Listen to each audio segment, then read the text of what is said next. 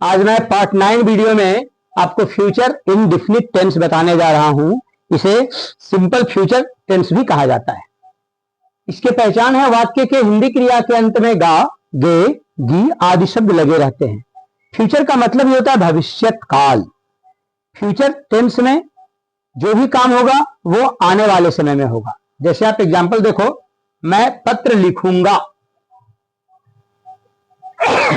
इससे क्या पता चल रहा है कि अभी नहीं लिखूंगा, आने वाले समय में मैं पत्र लिखूंगा, यानी पत्र लिखने का काम आने वाले समय में होगा।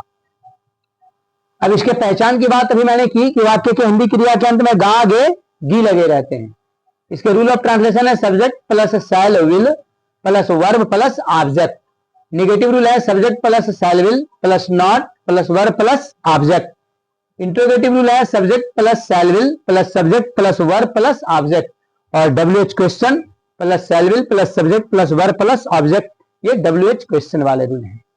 इसमें एक्सुअलिटी वर्ब में स्टूडेंट्स को कंफ्यूजन होता है, उसे मैं क्लियर कर देना चाहता हूं। जब सामान्य वाक्य में सामान्य रूप से कार्य होना हो तो वहां आई और वी के साथ आप शैल लगाओगे और दे, ही, सी, इट, नेम के साथ आप विल लगाओगे। लेकिन जब वाक्य में अवश्य, निश्चय, जरूर जैसे शब्दों का प्रयोग हो तो इससे सब्जेक्ट के कार्य करने की प्रतिबद्धता दिखती है, मजबूरी। तो ऐसे में सहायक क्रिया उल्टी लगेगी। अभी आप जिसके साथ आई और वी के साथ शैल लगा रहे थे ना, देखो यहां आई और वी के साथ विल लगेगा और ही, सी, इट, नेम के दे के साथ शैल आएगा।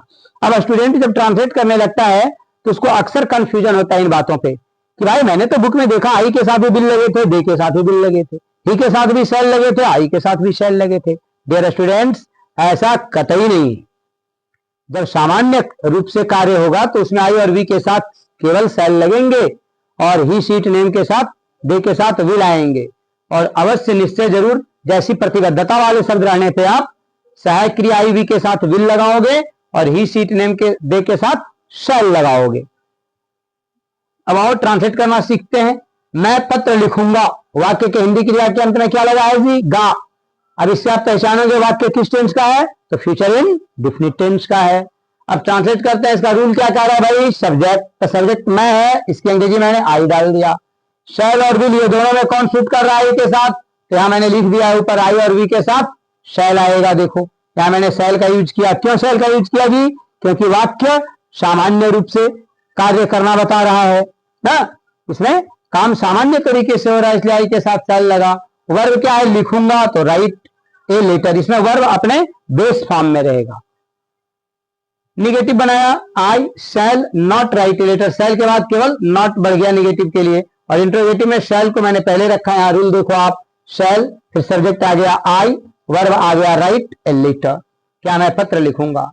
दूसरा देखो, मैंने इसी वाक्य को लिखा, इसमें केवल एक शब्द बढ़ा दिया, अवश्य, मैं अवश्य पत्र लिखूंगा। डियर स्टूडेंट्स, इससे आपको क्या पता चलता है? अवश्य बता रहा है कि कर्ता के पत्र लिखने की प्रतिबद्धता है, मजबूरी है, उसको लिखना ही लिखना है। अब यहां देखो सहायक क्रिया मैंने उल्टी लगाई, आई यहां लिखा सब्जेक्ट, यहां पे मैंने क्या लगाया था? शैल। यहां पे क्या लगा रहा हूं? विल। किसकी वजह से ऐसा हो रहा है जी? अवश्य की वजह से। ये अवश्य क्या डिनोट कर रहा है? कर्ता के कार्य करने की प्रतिबद्धता को। तो आई विल हो गया, आ गया लिखना की अंग्रेजी राइट ए लेटर। अब एक देख लो WH क्वेश्चन बता दे रहा हूं, वह क्या लिखेगा। अब इसमें क्या की अंग्रेजी मैंने पहले पुट किया व्हाट, फिर देखो वर्ब इसके साथ लाया विल, फिर आया ही और फिर right, what will he write. Dear students, आप कोई भी बुक निकालकर उससे ट्रांसलेट करो। जहां कहीं प्रॉब्लम हो तो मुझे इस नंबर पे कॉल करके पूछ लो। ये मेरा नंबर है 7543955393। ये रवि सर का नंबर है। आप फोन करके पूछो कि सर यहाँ प्रॉब्लम हो रहा है, मैं आपको हेल्प करूंगा। डियर स्टूडेंट्स, अगर आपको मेरा वीडियोज अच्छा लगे तो इसको लाइक एंड सब्सक्राइब कर देना। Thank you.